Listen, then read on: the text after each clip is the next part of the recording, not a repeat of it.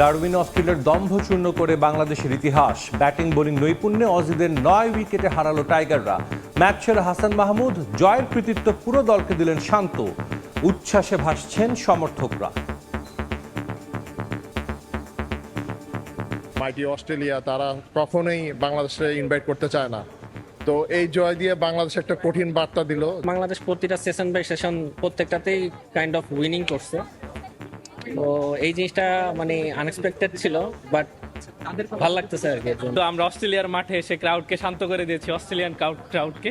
এটা আমাদের জন্য খুবই বড় পাওয়া। এটার পেছনে অনেক পরিশ্রম ছিল, সো আমি মনে করি এটা বাংলাদেশের ইতিহাসের সবথেকে বড় জয়। কিশোরগঞ্জে যাত্রাপথেই ভিডিও কলে টাইগারদের অভিনন্দন জানালেন প্রধানমন্ত্রী। কংগ্রাচুলেশন, অনেক অনেক দোয়া থাকলো সবার জন্য। আসেন, আপনারা সবাই সুস্থভাবে আসেন। বাংলাদেশের মানুষ অপেক্ষা করছে আপনাদেরকে ওয়েলকাম করার জন্য।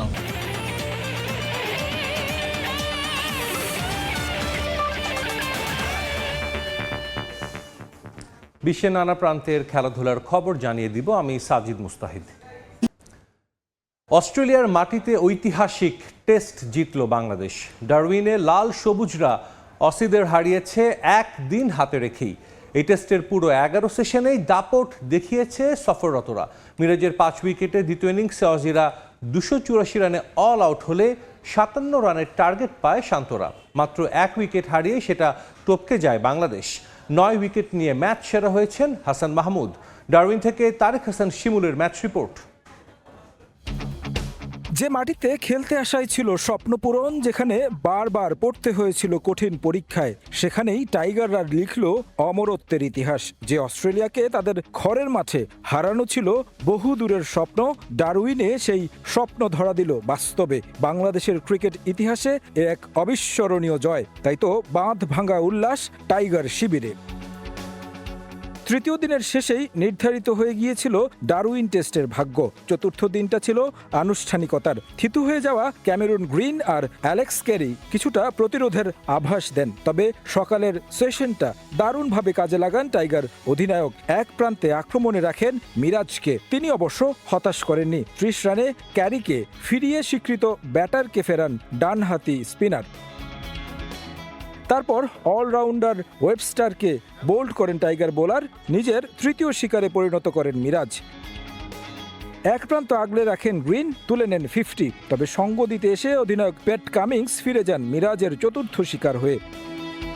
টেলেন্ডারদের নিয়ে লড়াই করে যান ক্যামেরুন। স্ট্রাইক নিজের কাছে রেখে তুলে নেন ক্যারিয়ারের তৃতীয় সেঞ্চুরি। কিছুটা গলার কাটাও হয়ে উঠেছিলেন এই ব্যাটার। লিড নিয়ে যান 50 ঊর্ধ্ব। বোলিংয়ে চেঞ্জ আনেন শান্ত। হাসান মাহমুদ এসে আরও একবার নেন গুরুত্বপূর্ণ উইকেট, স্বীকার করেন সেঞ্চুরিয়ান ক্যামেরুনকে। আগের দিন ব্যাট হাতে দলের ভরসা হয়েছেন, এদিন বল হাতে। শেষ উইকেটের অপেক্ষা দীর্ঘায়িত হয়নি। নাথান লায়নকে আউট করে 284 রানে অসিদের অল আউট করে বাংলাদেশ। টাইগারদের সামনে লক্ষ্য দাঁড়ায় মাত্র 57 রান। জবাব দিতে নেমে তানজিদ তামিম আর সাদমান ইসলাম মিলে শেষ করতে পারেননি। নতুন বলে হাজিলউডকে উইকেট দিলেন আগের ইনিংসের সেঞ্চুরিয়ান। এরপর মমিনুল আর সাদমান মিলে কাল ক্ষেপণ করেননি। হেসে খেলে ওই 57 রানটা তুলে নেন। ঐতিহাসিক জয়ের আনন্দে মাতে টিম টাইগার্স। হাসান মাহমুদের অগ্নিঝরা বোলিং আর তানজিদ তামিমের ঐতিহাসিক সেঞ্চুরি, মেহেদী হাসান মিরাজের অলরাউন্ড পারফরমেন্স। ডারউইনে বাংলাদেশ শুধু একটি টেস্ট ম্যাচ জিতেনি, জিতেছে টেস্ট ক্রিকেটে নিজেদের আত্মবিশ্বাস, জানান দিয়েছে বিশ্ব ক্রিকেটকে সাদা পোশাকের সামর্থ্য। একই সঙ্গে উড়িয়ে দিয়েছে অজিদের দম্ভ। মারারা ক্রিকেট গ্রাউন্ড থেকে তারেক হাসান শিমুল, সময় সংবাদ, অস্ট্রেলিয়া। অস্ট্রেলিয়ার মাটিতে প্রথম টেস্ট জয়কে বাংলাদেশের ইতিহাসের অন্যতম সেরা অর্জন মনে করেন অধিনায়ক নাজমুল হোসেন শান্ত। জয়ের কৃতিত্ব দিলেন পুরো দলকে, তবে অধিনায়কের কাছে নজর কেড়েছে লোয়ার অর্ডারের পারফরমেন্স। প্রতি সেশনে চ্যালেঞ্জ নিয়ে খেলার মানসিকতা জয়ে ভূমিকা রেখেছে বলে জানান শান্ত।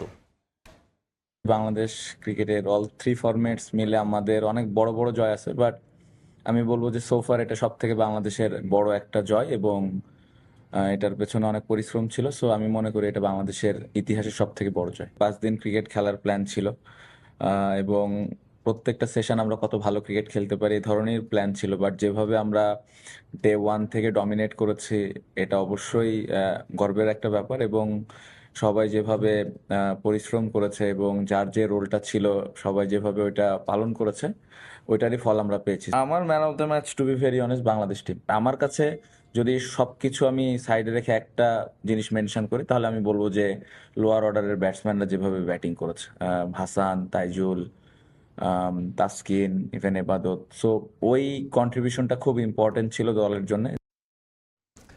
ব্যাটিং, বোলিং, ফিল্ডিং সব বিভাগেই ভালো পারফরমেন্স করে অবিশ্বাস্য জয় পেয়েছে বাংলাদেশ। অস্ট্রেলিয়ার বিপক্ষে জয়ের পর নিজের উচ্ছ্বাস প্রকাশ করেন বাংলাদেশ জাতীয় দলের প্রধান নির্বাচক হাবিবুল বাশার। 23 বছর আগে অজিদের মাটিতে টেস্ট খেলেছিলেন সাবেক এই অধিনায়ক। তার কাছে এই দল অন্য যে কোনো সময়ের চেয়ে সেরা। দলের জয় প্রাপ্য সম্মানে পুরো জাতি গর্বিত বলে জানান তিনি। মাত্র দ্বিতীয় টেস্ট খেলতে নামা তানজিদের পারফরমেন্সে মুগ্ধ হাবিবুল বাশার। আমাদের বেশ কিছু বড় জয় আছে, বাট দিস ইজ ডিফারেন্ট। আমরা এর আগে নিউজিল্যান্ডের টেস্ট ম্যাচ জিতেছিলাম, সেটা অনেক বড় জয় ছিল।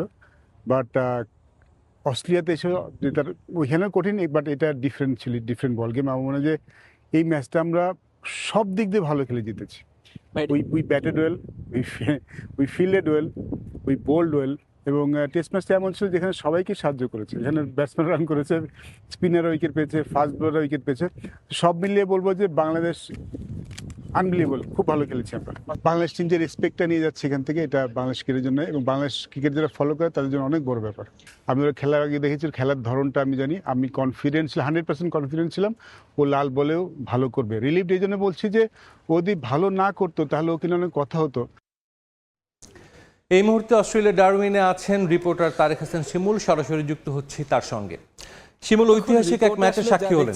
সেটা বাংলাদেশের উচ্ছ্বাসের গল্পগুলোই খণ্ড খণ্ডভাবে দেখেছেন। তবে যে জিনিসটা এখানে দেখা যায়নি সেটা হচ্ছে অস্ট্রেলিয়ার কান্না। মাইটি অস্ট্রেলিয়া যারা অনেক বড় বড় কথা বলেছে, এই টেস্ট ম্যাচ শুরুর আগে 2 দিন কিংবা 2.5 দিনের মধ্যে বাংলাদেশকে টেস্ট হারিয়ে দিবে, হারিয়ে তারা হচ্ছে ভ্যাকেশন কাটাবে, এখানে গলফ খেলবে। তো আজকের প্রেস কনফারেন্সে শান্তর সঙ্গে এটা নিয়েও কথা হয়েছিল। শান্ত আসলে বলছিলেন যে পেট কামিংস বলেছেন যে বাংলাদেশকে যদি আগে আগে হারিয়ে দেয় সেখানে গলফ খেলতে যাবে এবং তাকেও ইনভাইট করবে। তো আজকে প্রেস কনফারেন্সে পেট কামিংস আসার পরে তাকে আবারও এই কোশ্চেনটা করা হয়েছে এবং তিনি বললেন যে হ্যাঁ, যেহেতু বাংলাদেশ আমাদেরকে হারিয়ে দিয়েছে, একদিন সময় বাকি আছে, খেলতে যাওয়া যায়। শান্ত খুব হাসি মুখেই বললেন যে না, যদি আমন্ত্রণ করে যেতে চাই। আসলে এইরকম একটা জয়ের পর উচ্ছ্বাসটা আসলে কেমন হবে, এটা আসলে ক্রিকেটারদের সঙ্গে যখন কথা বলছিলাম তারা আসলে বলছিলেন যে ভাষায় প্রকাশ করার মতো না। বাংলাদেশ টেস্ট ক্রিকেটের ইতিহাসে এমন জয়, এটা আসলে শুধু টেস্ট ক্রিকেট না, বাংলাদেশের ক্রিকেট ইতিহাসে সবচেয়ে বড় জয়। এইচপি দল এসেছিল বাংলাদেশ দলের এই জয়টা উদযাপন করতে। শেষ মুহূর্তে তারা দেখেছেন এখানে পাশেই অনুশীলন করছে এইচপি দল, তাদেরও একটা সিরিজ রয়েছে, টপ এন্ড টি20 সিরিজ, এখানে খেলতে এসেছে তারা। এমন একটা মুহূর্তে তাদের অনুশীলনটার বেশ খানিকটা আগে চলে এসেছে, তাদের অনুশীলন পড়েছিল, এসে আসলে এই জয়ের সাক্ষী হয়েছেন। তারেক আজিজ খান ছিলেন, সোহেল ইসলাম কোচ ছিলেন, ক্রিকেটাররা ছিলেন, তারা আসলে বলছিলেন যে বাংলাদেশের ইতিহাসে সবচেয়ে বড় জয়। আমরা যেমনটা দেখেছি ক্রিকেটারদের যেই বডি ল্যাঙ্গুয়েজ, অনেকটা আমি প্রশ্ন করেছিলাম শান্তর কাছে যে এই যে নানা কথাগুলো হয়েছিল, ছোট করে কথা বলা বাংলাদেশ দলকে, এই কথাগুলো আসলে তাতিয়ে দিয়েছে কিনা টিমকে। তিনি আসলে খুব বেশি এই জিনিসটা গায়ে নেননি, বললেন যে বাইরে অনেক কথাই হতে পারে, তবে সেই কথাগুলো তারা ক্রিকেট ড্রেসিং রুমের মধ্যে কিংবা ক্রিকেটারদের মানসিকতায় নিতে চান না। আরও একটা প্রশ্ন করেছিলাম যে এত বড় জয়ের পরে আপনার মুখে হাসিটা কম কেন? তো তিনি বলছিলেন যে আমি মাটিতে পা রাখতে চাই, আমাদের কাজটা হচ্ছে এইরকম পারফরমেন্স উপহার দেওয়া, সামনে আরও অনেক পথ রয়েছে। টেস্ট চ্যাম্পিয়নশিপ নিয়ে অনেক কথা শুরু হয়ে গেছে এখন, কারণ বাংলাদেশ দল যখন অস্ট্রেলিয়ার মাটিতে এসে জয় তুলে নিতে পারে, টেস্ট চ্যাম্পিয়নশিপের যে ফাইনাল, সেই ফাইনালের জন্য কেন ফাইট দিতে পারবে না। শান্ত খুব আশাবাদী দলকে নিয়ে। কিছু জায়গায় ঘাটতির কথা তিনি নিজেও বলেছেন যে অভিজ্ঞ নয় বাংলাদেশ দল টেস্ট ক্রিকেটে, স্পেশালি বাহিরের উইকেটে খেলার অভিজ্ঞতা অনেক বেশি কম। তো সেই জায়গা থেকে তিনি বলছেন যে এই পারফরমেন্সের ধারাবাহিকতা, এই মানসিকতাটা দলের খুব বেশি দরকার। ডারউইনের ইতিহাস বাংলাদেশের সামনে আসলে খুব বেশি ভালো নয়, নতুন একটা ইতিহাস রচিত হলো এখানে। এই ইতিহাসের যদি নায়ক বলতে হয় সেক্ষেত্রে পুরো কৃতিত্ব যদি দেই তাহলে 3টা ক্যারেক্টারকে আসলে এখানে সামনে আনতে হবে। হাসান মাহমুদ প্রথম ইনিংসে বল হাতে অস্ট্রেলিয়ার এই যে শক্ত ব্যাটিং লাইন আপকে ধসিয়ে দিয়েছেন। তারপর দ্বিতীয় ইনিংসে তানজিদ তামিম দুর্দান্ত একটা সেঞ্চুরি করেছেন, পাশাপাশি নাজমুল হোসেন শান্ত যিনি কিনা দারুণ ছন্দে রয়েছেন, অধিনায়কত্ব করছেন, সামনে থেকে নেতৃত্ব দিচ্ছেন। তার প্রতিটি ডিসিশন বিভিন্ন সময়ে অস্ট্রেলিয়া যখন একটা বড় পার্টনারশিপ হয়ে যাচ্ছিল তখন তিনি বোলিং চেঞ্জগুলো যখন করেছেন, প্রত্যেকটা বোলিং চেঞ্জ কিন্তু বাংলাদেশ দলকে সাফল্য দিয়েছে। লোয়ার অর্ডারের দিকে তাকালে মেহেদী হাসান মিরাজকে অন্যতম কৃতিত্বটা দিতে হবে। তিনি অনেক কিছুর মধ্য দিয়ে আসলে যাচ্ছেন, কারণ তিনি ওয়ানডে অধিনায়ক ছিলেন, সেই জায়গা থেকে তাকে সরিয়ে দেওয়া হয়েছে, টেস্ট খেলতে এসেছেন। আজকে এই প্রশ্নটাও এসেছিল, তিনি ওয়ানডে অধিনায়কত্ব মূলত যেটা বলা হয়েছিল যে নির্ভর রেখে কাজ করার জন্য, তো তিনি আসলে বলছিলেন যে অধিনায়ক থাকলেও তিনি পারফর্ম করার চেষ্টা করেন, আর যখন নেই বাংলাদেশ দলের জন্য পারফর্ম করতে পারাটাই হচ্ছে তার কাছে সবচেয়ে বড় বিষয়। তবে শান্ত অন্যতম ক্রেডিটটা দিয়েছেন লোয়ার অর্ডারে যারা ব্যাট করেছেন, তাসকিন আহমেদ, তারপরে ইবাদত, তারা আসলে ছোট ছোট কন্ট্রিবিউশন, হাসান মাহমুদ যিনি বল হাতে যেমনটা কন্ট্রিবিউট করেছেন, ব্যাট হাতে প্রথম ইনিংসে 92 বল খেলেছেন। অস্ট্রেলিয়ার এই বোলিং লাইন আপের বিপক্ষে পেট কামিংস, স্টার্ক, হ্যাজিলুড, নাথান লায়ন, তারা কিন্তু বহুবার চেষ্টা করেছেন।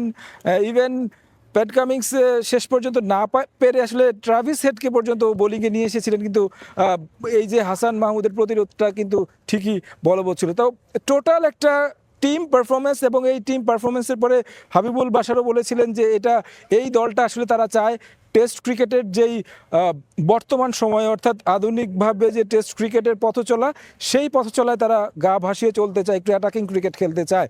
তো বাংলাদেশের এই জয়ের সাফল্যের এই ছিল সবশেষ। নিশ্চয়ই টাইগাররা সামনের দিনগুলোতে অর্থাৎ ম্যাকাইতে আরও একটি টেস্ট রয়েছে, সেখানেও এই ধারাবাহিকতা রাখবে সেই প্রত্যাশা রেখে শেষ করছি ডারউইন থেকে। আমাদের সঙ্গে যুক্ত হয়েছিলেন ডারউইন থেকে সহকর্মী তারেক হোসেন শিমুল। আসলে সবারই একই প্রত্যাশা, ম্যাকাইতেও বাংলাদেশ এই ধারাবাহিকতা রাখবে এবং শুধু ম্যাচ না, সিরিজ জয় করে তারা দেশে ফিরবে।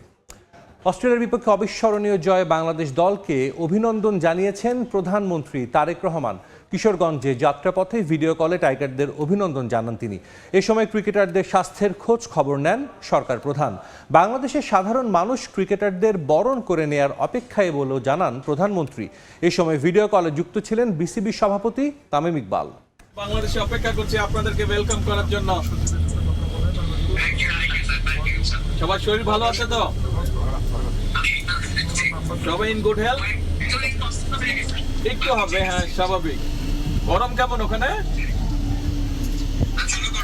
এখানে ভালো গরম। কি বাংলাদেশের মতন, দেশের মতন? আচ্ছা আচ্ছা, ঠিক আছে তাহলে। তো হ্যাঁ, আচ্ছা আচ্ছা, গুড গুড, ঠিক আছে। আসেন আপনারা সবাই সুস্থভাবে আসেন। বাংলাদেশের মানুষ অপেক্ষা করছে আপনাদেরকে ওয়েলকাম করার জন্য। Again, congratulations.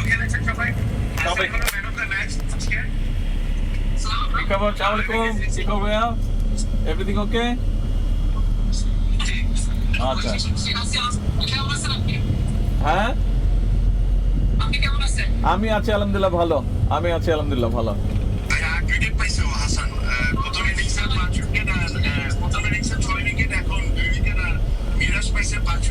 হ্যাঁ দেখলাম নিউজে। Excellent excellent, wonderful.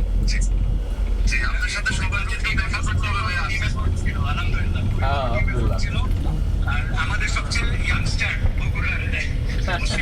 হ্যাঁ আসসালামু ঠিক আছে ভাইয়া? আছি আলহামদুলিল্লাহ। শরীর ভালো?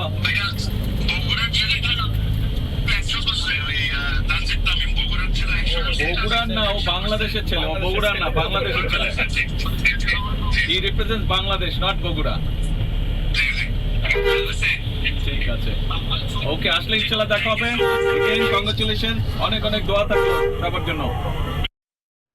এদিকে ঐতিহাসিক জয়ে উচ্ছ্বাসে ভাসছেন ডারউইনে ম্যাচ দেখতে আসা বাংলাদেশি সমর্থকরা। অস্ট্রেলিয়ার দম্ভ চূর্ণ করে পাওয়া এই জয়ে দেশের ক্রিকেট বহুদূর এগিয়ে যাবে বলে বিশ্বাস তাদের।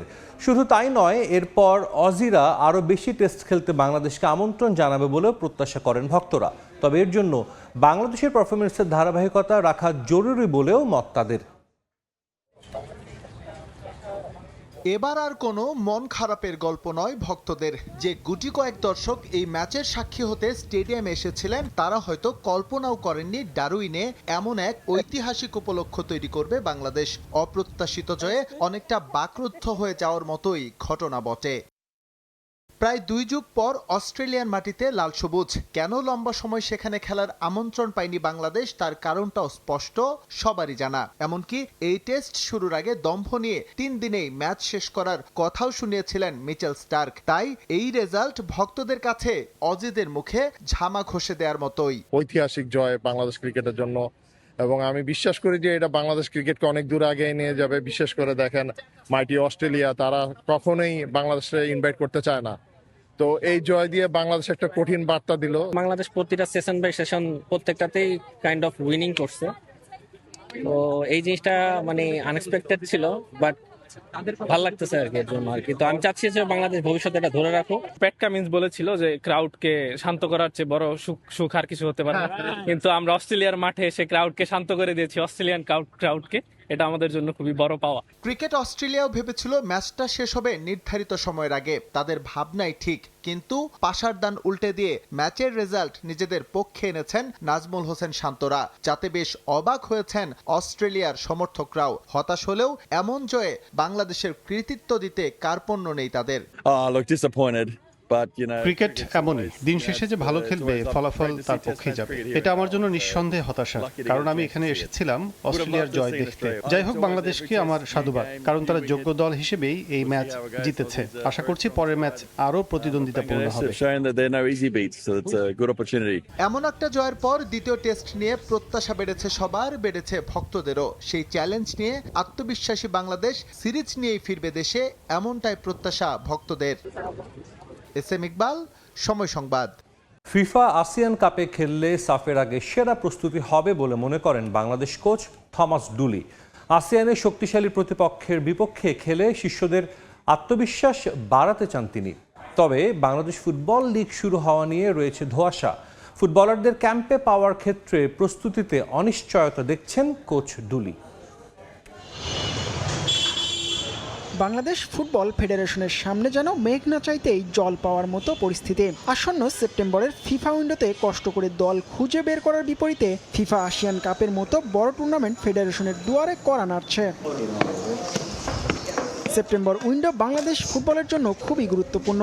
নভেম্বরে ঘরের মাঠে 23 বছরের সাফের শিরোপা খরা কাটানোর চ্যালেঞ্জ লাল সবুজের প্রতিনিধিদের। যেই চ্যালেঞ্জের আগে প্রস্তুতির জন্য এশিয়ান কাপে খেলতে চান বাংলাদেশ কোচ থমাস ডুলি। যদি এশিয়ান কাপে খেলার সুযোগ পাওয়া যায় তাহলে সেটা হবে সামনে আসা বড় টুর্নামেন্টের জন্য খুব ভালো প্রস্তুতি। আর যদি সেটা না হয় তাহলে আমাদের নিজেদের টুর্নামেন্ট আয়োজন করতে হবে। এমন কিছু দল আছে যারা বাংলাদেশে এসে খেলতে আগ্রহী। এশিয়ান কাপে বাংলাদেশ সুযোগ পেলে প্রিমিয়ার ডিভিশনের এ গ্রুপে খেলবে। জামাল রাকিবদের প্রতিপক্ষ হবে ইন্দোনেশিয়া, মালয়েশিয়া ও সিঙ্গাপুর। ফিফা র্যাঙ্কিংয়ে বাংলাদেশের বর্তমান অবস্থান 181 নম্বরে। তাদের চেয়ে সর্বনিম্ন সিঙ্গাপুর এগিয়ে 33 ধাপ। এমন শক্তিশালী প্রতিপক্ষের বিপক্ষে বাংলাদেশ আন্ডারডগ থাকলেও টুর্নামেন্ট শেষে শিষ্যদের আত্মবিশ্বাস বাড়বে বলে মনে করেন ধুলি। আমরা এমন কিছু ম্যাচ খেলতে চাই যেগুলোতে জয় পাবো, এতে করে আমাদের আত্মবিশ্বাস বাড়াতে পারবো। যদি সেটা সম্ভব না হয় তাহলে সিঙ্গাপুর, মালয়েশিয়া কিংবা ইন্দোনেশিয়ার মতো দলের বিপক্ষে খেলতে পারাটা আমাদের জন্য ভালো কিছু হবে। দেশের ফুটবল দাঁড়িয়ে থাকে ঘরোয়া লিগের ওপর। সেখানে বাংলাদেশের কাঠামোই ঘুণে ধরা। 21 তারিখ থেকে চ্যালেঞ্জ কাপ দিয়ে ঘরোয়া লিগ শুরু হওয়ার কথা থাকলেও ক্লাব লাইসেন্সিং শেষ হয়নি, দলবদলও চূড়ান্ত হয়নি। তাই তো কবে লিগ মাঠে গড়াবে তা নিয়ে রয়েছে ধোঁয়াশা। এশিয়ান কাপের আগে ফুটবলাররা লিগে পর্যাপ্ত ম্যাচ না পেলে প্রস্তুতিতে অনিশ্চয়তা প্রকাশ পেয়েছে কোচের কণ্ঠে। সবকিছু আমরা যেভাবে চেয়েছিলাম সেভাবে হচ্ছে না। আমি চাই খেলোয়াড়রা জাতীয় দলের ক্যাম্পে আসার আগে কোনো পেশাদার ক্লাবে 8 থেকে 10 সপ্তাহ অনুশীলন করুক এবং 6 থেকে 7টা ম্যাচ খেলুক। এরপর তারা আমাদের সঙ্গে যোগ দিলে তাদের নিয়ে কাজ করতে পারতাম। এশিয়ান কাপে বাংলাদেশের খেলা এখনো যদি কিন্তুর ওপরে রয়েছে। তবে সব ঠিক হয়ে গেলেই পরিকল্পনা সাজাতে শুরু করবেন বলে জানান থমাস ডুলি। জিহাদ আল হাসান, সময় সংবাদ, ঢাকা। আবারও স্বাগত খেলার সময়। অ্যামাজনের প্রতিষ্ঠাতা জেফ বেজোসকে নিয়ে অমিত ভাটের নেতৃত্বাধীন 1892 হোল্ডিংস কনসোর্টিয়াম লিভারপুলের প্রায় 30% শেয়ার কিনতে চূড়ান্ত চুক্তি করেছে। ফেনওয়ে স্পোর্টস গ্রুপের সঙ্গে হওয়া এই চুক্তিতে ক্লাবটির বাজার মূল্য দাঁড়িয়েছে প্রায় $6 বিলিয়ন। অথচ 2010 সালে $400 মিলিয়ন লিভারপুল কিনেছিল এফএসজি। 16 বছরে ক্লাবটির মূল্যায়ন বেড়েছে প্রায় 15 গুণ। তবে সংখ্যাগরিষ্ঠ মালিকানা ও ক্লাব পরিচালনার নিয়ন্ত্রণ থাকছে এফএসজির হাতেই। গুঞ্জনই অবশেষে বাস্তবে রূপ নিল। বিশ্বের অন্যতম ধনী ব্যক্তি জেফ বেজোস আনুষ্ঠানিকভাবে পা রাখলেন ফুটবলের সবচেয়ে বড় মঞ্চগুলোর একটিতে। মালিকানা কিনলেন ইংল্যান্ডের ঐতিহ্যবাহী ক্লাব লিভারপুলের। তার সঙ্গে আছেন ফেসবুকের সহ প্রতিষ্ঠাতা এদুয়ার্দো সেভেরিন। তবে পুরো বিনিয়োগটি হচ্ছে অমিত ভাটিয়ার নেতৃত্বাধীন 1892 হোল্ডিংস কনসোর্টিয়ামের মাধ্যমে। বেজোসের সম্পদের পরিমাণ প্রায় $280 বিলিয়ন। 1994 সালে গ্যারেজ থেকে অ্যামাজনের যাত্রা শুরু করে তিনি এখন বিশ্বের অন্যতম বড় ব্যবসায়িক সাম্রাজ্যের মালিক। 2021 সালে অ্যামাজনের প্রধান নির্বাহীর পদ ছাড়লেও প্রতিষ্ঠানটির নির্বাহী চেয়ারম্যান হিসেবে আছেন তিনি। এবার সেই প্রযুক্তি ও ব্যবসার দুনিয়ার জায়ান্টের নজর ফুটবলে। লিভারপুলের প্রায় 30% শেয়ার কেনার এই চুক্তির ফলে ক্লাবটির বাজার মূল্য প্রায় $6 বিলিয়ন স্পর্শ করল। অঙ্কটা বুঝতে ফিরে যেতে হবে 2010 সালে। সে সময় $400 মিলিয়ন লিভারপুল কিনেছিল ফ্যানওয়ে স্পোর্টস গ্রুপ। অর্থাৎ 16 বছরে ক্লাবটির মূল্যায়ন বেড়েছে প্রায় 15 গুণ। অ্যামাজনের মতো প্রতিষ্ঠানের মাধ্যমে বিশ্বজুড়ে কোটি কোটি মানুষের কাছে পৌঁছানোর অভিজ্ঞতা থাকা বেজোসের উপস্থিতি লিভারপুলের বাণিজ্যিক সম্প্রসারণে নতুন সুযোগ তৈরি করতে পারে।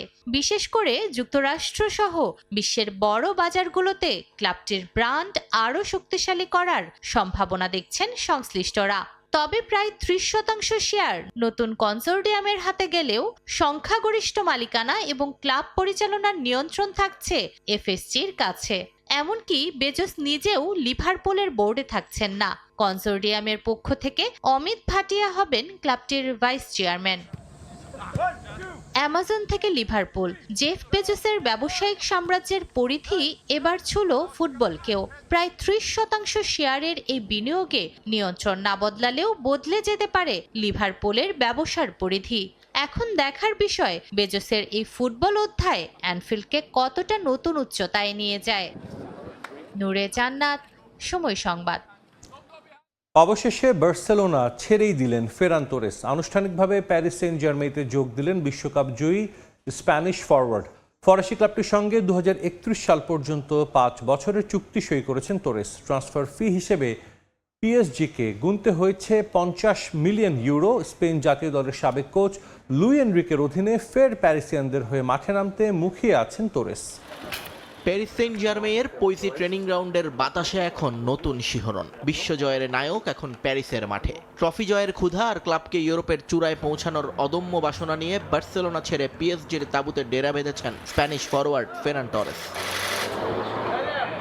2031 সাল পর্যন্ত 6 বছরের চুক্তিতে স্প্যানিশ এই তারকাকে দলে ভিড়িয়েছে প্যারিসিয়ানরা। দলবদলের আর্থিক অঙ্কটা আনুষ্ঠানিকভাবে গোপন রাখা হলেও ফরাসি সংবাদ মাধ্যমের খবর প্রায় €50 মিলিয়ন বা $6.25 কোটি গুনতে হয়েছে পিএসজিকে। ম্যানচেস্টার সিটি এবং বার্সেলোনা ঘুরে প্যারিসে আসা টরেসকে স্বাগত জানাতে ভুল করেননি পিএসজি মাস্টারমাইন্ড এনরিকে। জাতীয় দলের পুরানো শিষ্যকে ক্লাব জার্সিতে পেয়ে দারুণ রোমাঞ্চিত এই স্প্যানিশ কোচ। মাঠে আক্রমণ ভাগের যে কোনো পজিশনে মানিয়ে নেয়ার অসাধারণ ক্ষমতার কারণেই টরেসের উপর পুরো আস্থা রাখছেন তিনি। অবশ্যই আমি খুব খুশি।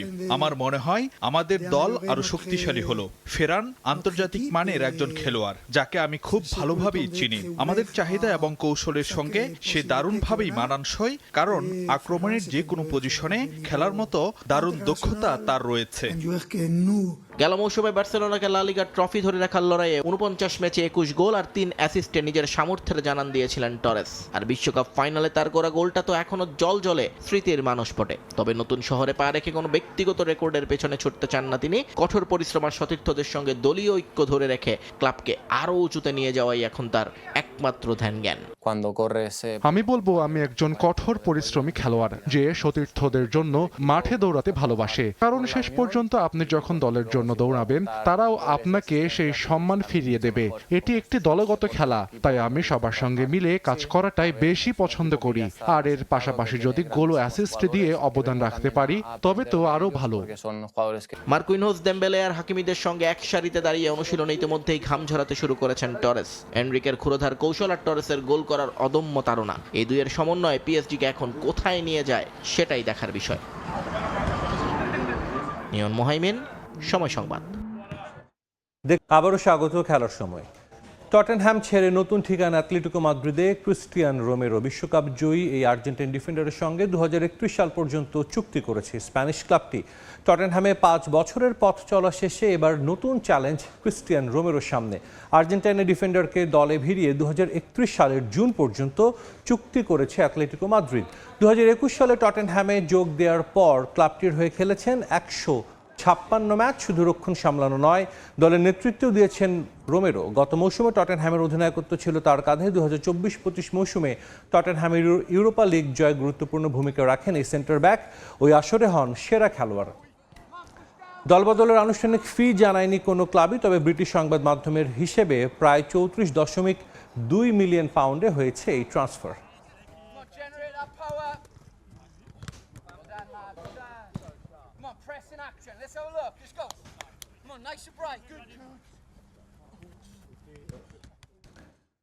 খেলার সময় শীর্ষ সংবাদগুলো জানিয়ে দিচ্ছি আরেকবার। ডারউইনে অস্ট্রেলিয়ার দম্ভচূর্ণ করে বাংলাদেশের ইতিহাস। প্রথম টেস্টে 4 দিনেই কুপোকাত অজিরা, 9 উইকেটে জয় টাইগারদের। ম্যাচ সেরা হাসান মাহমুদ। অজিদের বিপক্ষে জয় ক্রিকেট ইতিহাসের সবচেয়ে বড় বললেন অধিনায়ক শান্ত। জয় কৃতিত্ব দিলেন পুরো দলকে। ঐতিহাসিক জয় উচ্ছ্বাসে ভাসছেন সমর্থকরা। এটার পেছনে অনেক পরিশ্রম ছিল, সো আমি মনে করি এটা বাংলাদেশের ইতিহাসের সবথেকে বড় জয়। কিশোরগঞ্জে যাত্রাপথে ভিডিও কলে টাইগারদের অভিনন্দন জানালেন প্রধানমন্ত্রী। খোঁজ নিলেন ক্রিকেটারদের। বরণ করে নেয়ার অপেক্ষায় দেশ। কংগ্রাচুলেশন, অনেক অনেক দোয়া থাকলো সবার জন্য। আসেন আপনারা সবাই সুস্থভাবে আসেন। বাংলাদেশের মানুষ অপেক্ষা করছে আপনাদেরকে ওয়েলকাম করার জন্য।